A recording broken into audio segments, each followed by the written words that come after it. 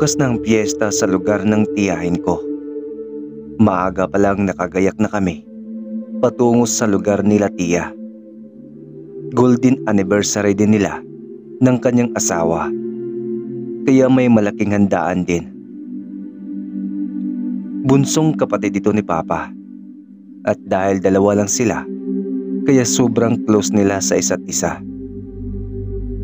Pagdating namin, kaagad na sinalubong kami ni tiya at ng ilang kamag-anak. Mainit kaming pinatuloy upang makapagpahinga.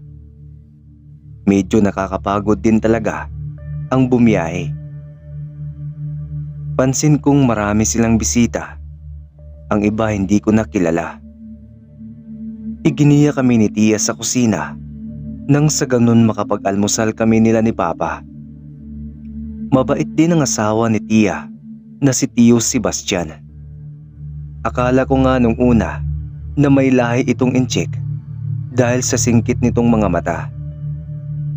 Panay ang kwentuhan nila ni Papa habang kumakain. Dumulog din sa hapag ang ilang kamag-anak namin upang magkamustahan.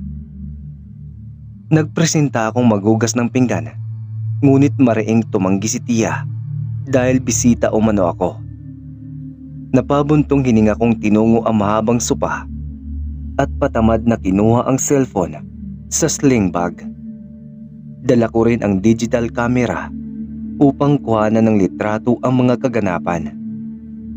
Tinungo ko ang beranda upang makaiwas sa ingay na nagmumula sa kantahan. Mula sa beranda, tanaw ko ang napakaraming tao. Bawat bahay na abot ng aking tanaw ay mayroong handa. Kumakaway ang mga pinsan ko sa akin at inaya akong manood ng mga palabas. Magalang akong tumanggi sa kanila sa kadahilanang binilinan ako ni Mama na huwag akong umalis sa bahay ni tiya at baka magkasalisihan kami ni Papa pag uwi. Naaaliw ako sa pagkuha ng mga litrato nang lapitan ako ng hipag ni tiya. May dala itong dalawang bukas na soft drinks. Inalok niya sa akin ang isa at dahil mahilig ako sa soft drinks, agad ko itong tinanggap at ininom. Inilapag ko ang buti sa sahig bago nagpasalamat kay Manang Terang. Dinala niya ang buti pabalik sa kusina.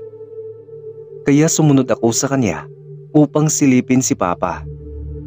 Nadatnan kong nag-iinuman ito kasama ang asawa ni tiya at ilang kalalakihan na kababata umano ni Papa. Halos hindi mapugto ang bisita nila tiyang at kahit gabi na ay nagdagsaan pa rin ang mga ito. Tinix ko si Mama na bukas pa kami uuwi dahil lasing na si Papa.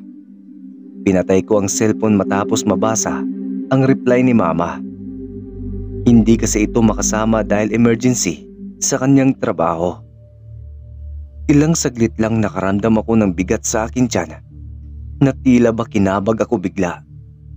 Napabuntong hininga ako saka nagmamadaling tinungo ang banyo. Medyo kumikirot at parang may gumagalaw sa loob ng tiyan ko. Paglabas ko ng banyo, agad kong pinuntahan si tiya na noon ay kausap ang kanyang mga kaibigan. Itinanong ko kung saan ako pwedeng matulog at pinasamahan niya ako sa isang katulong patungo sa guest room. Nagpaalam muna ako kay Papa na mauna na akong matulog upang hindi ito mag-alala. Hindi pa talaga ako inaantok ng mga oras na yon. Ang nais ko lang talaga na ihiga ang aking katawan. Dahil hindi talaga maganda ang pakiramdam ko, kaya nais kong mahiga. Kinuha ko ang kamera upang tingnan ang mga nakunan kong litrato. Abala ako sa aking ginagawa nang bigla na lang akong makaramdam ng pananakit ng tiyan. Mabuti na lang at may sariling banyong guest room, kaya patakbo akong tumungo roon. Namimilipit ako sa sakit na nadarama at parang maduduwal. Ngunit wala namang lumalabas sa bibig ko. Lumabas ako sa guest room at pinuntahan ko si Papa.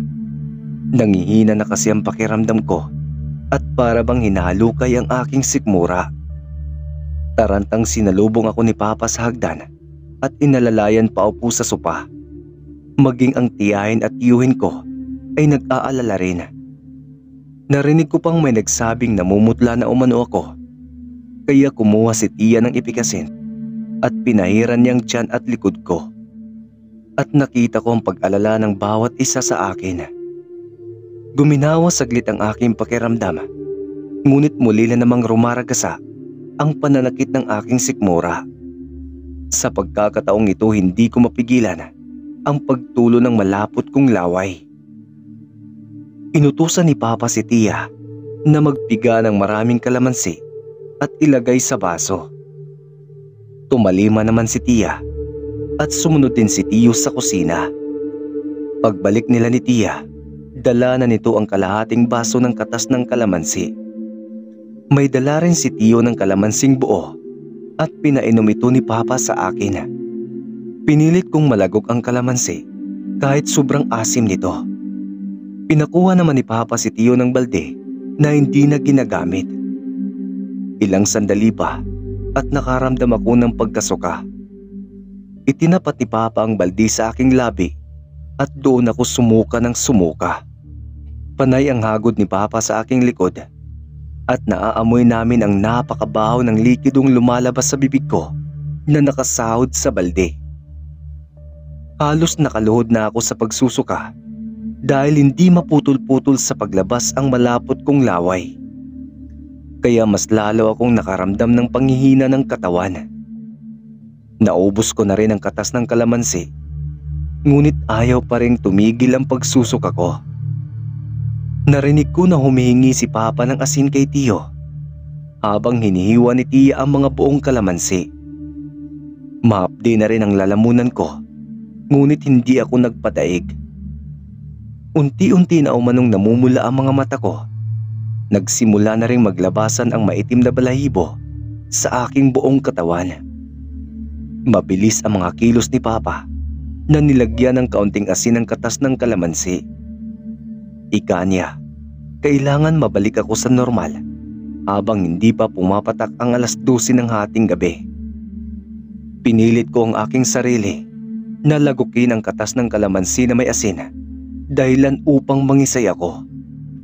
Kahit hindi ko maimulat ng maayos ang aking mga mata, maayos ko pa rin naririnig ang tilian at sigawan ng mga nakapalibot sa akin. Hinahagod palalo ni Papa ang aking likuran habang habol-habol ko ang aking paghinga hanggang sa mahimasmasan ako. Subalit nandoon na naman ang tila pakiramdam na hinalukay ang aking sikmura. Muli na naman akong nagsusuka, ngunit mas nakakapangilabot at nakakadiri ang lumabas sa bibig ko. Isang patay na kulay itim na ibon ang aking isinuka.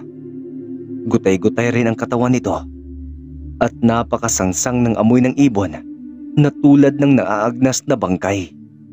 Pati si Tia ay naduwal din sa nakita at nakita kong ibinuhos ni Tiyo ang lahat ng asin sa balde.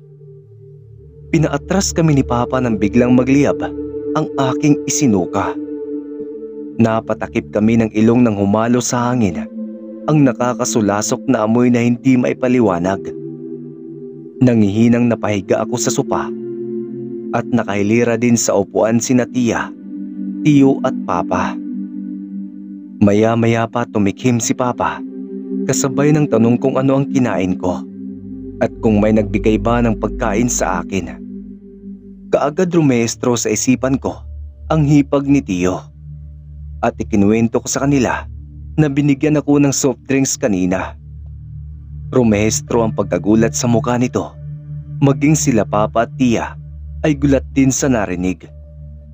Sinabi ni Tiyo na hindi nila inimbitahan ang hipag niya sapagkat kumalat ang balita sa lugar nila na nangyayanggaw ito. Matagal na rin na hindi nila ito kinakausap dahil minsan na nitong binalak hawaan ng pamilya ni Tiyo. Nangatog ang buo kong katawan sa narinig. Ang ibig lang sabihin, binalak din itong hawaan ako. Humingi ng dispensa si Tiyo sa amin ni Papa. At kinabukasan, maaga naming nilisan ang bahay ni Tiyo at Tia. Naipagpasalamat na lang namin at hindi nagtagumpay ang balak ng hipag ni Tiyo.